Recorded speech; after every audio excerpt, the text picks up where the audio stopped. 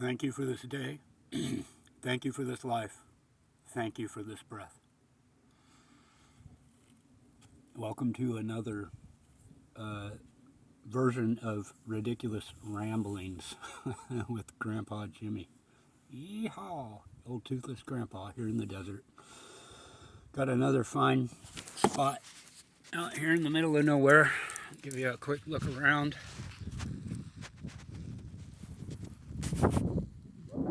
Just me and the prickly bushes and my cat.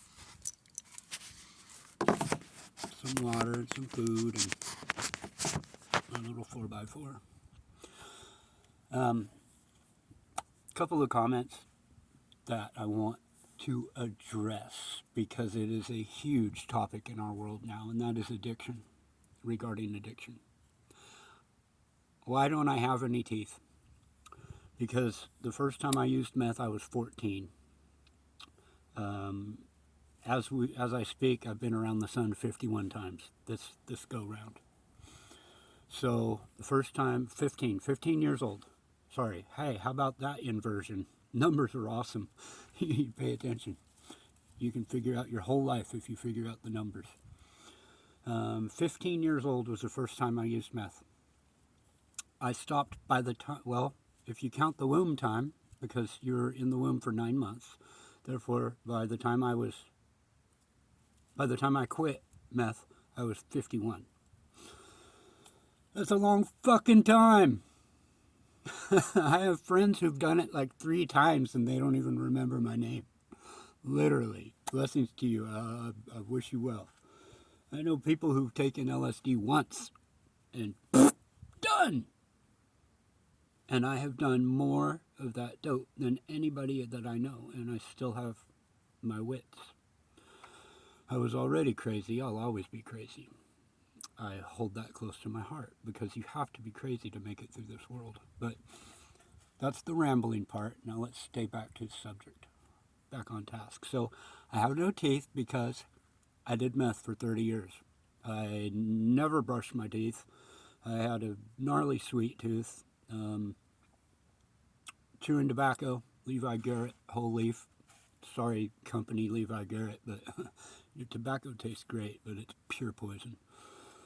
So yeah, I did all that, and my teeth started rotting, and I got to the point where I was eating the Lifesaver gummies, like literally the pound bag in one night.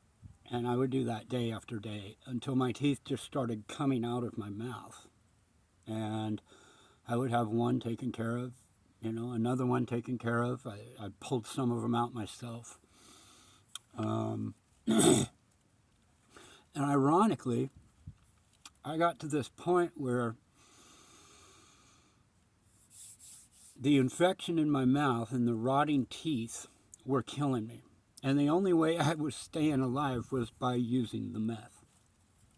Now, that is a hard pill to swallow. If you have not been down this path, you wouldn't understand.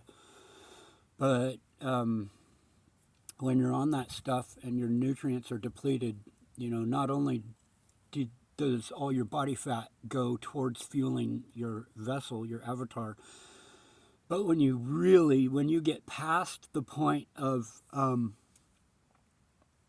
what's the word? When you get past the point of where your body is, catharsis. When you get past the point of where your body is eating itself, it still has to draw on nutrients. And so your teeth are little treasure chests of nutrients and minerals. And so it was just destroying me. For some reason, my clarity, my observation skills, my God self, let's say, was still 100% intact. The observer observing this demise was still intact. And it got to the point where I was so fucking fed up that it didn't matter how much pain I was in. It didn't matter. I had to get away from the drug. I had already done meetings. I had already done rehabs. So I had all the tools in here, but now it was a matter of reaching in and applying those tools. One of the most important things that stood out to me was in recovery, there's only one thing you have to change if you want to hang on to your recovery. And that one thing is everything. Absolutely everything has to change. Because everything in your world has become a part of that world, has become a part of that pain cycle, that trauma, that addiction. And so that's what I did. I got rid of everything. I literally dumped stuff at my uncle's house. Sorry, uncle. I know you understand. I took all the shit I thought I would need, I put it in my truck, and I moved up to Mount Shasta.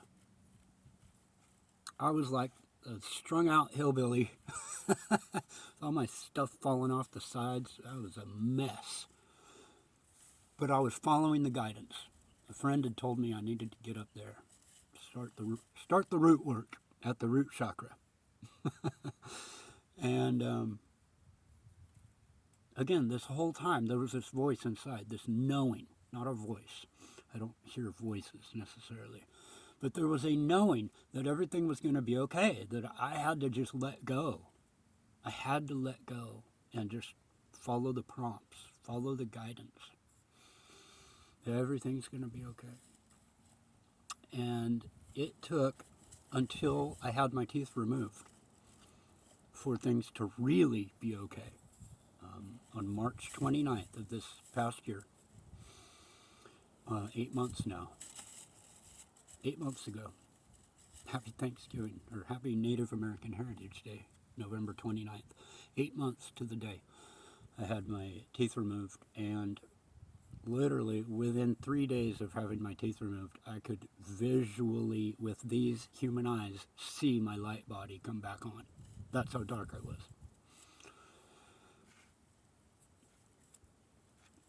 Since then, it's been a blessing after a blessing after a blessing, nonstop.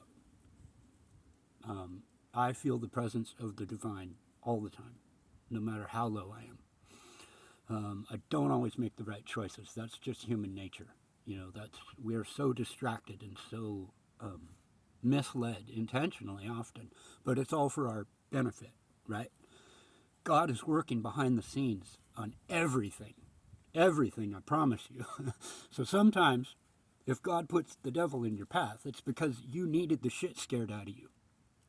And believe me, I have laid down with the devil and danced with her, and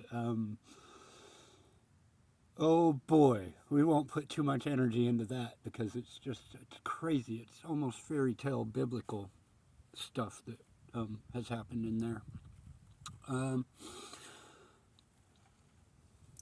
Come back to center. Hope. You have to love yourself. That's the bottom line. You have to find something about yourself to love. You got to go back inside that memory bank and figure out, where did I stop loving myself? When did I stop loving myself? And that's where the healing begins. And it ain't easy, man. It ain't easy, friends, family. It hurts. But that's because that scab has been built over. Whatever hurts you. And maybe I'll talk about mine in one of my videos. But I figured out, I knew. It took a while.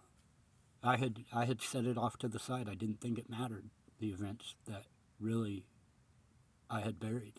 And once I ripped that scab open, oh my God, the light came through. The light literally came pouring through.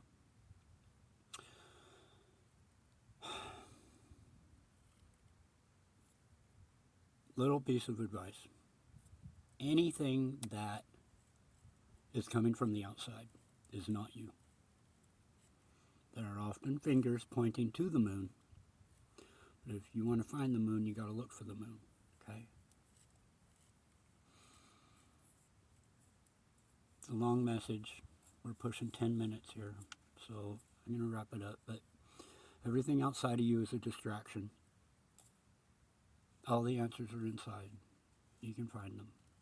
Separate yourself from everything that is outside. Go within. Be still and know that you are God.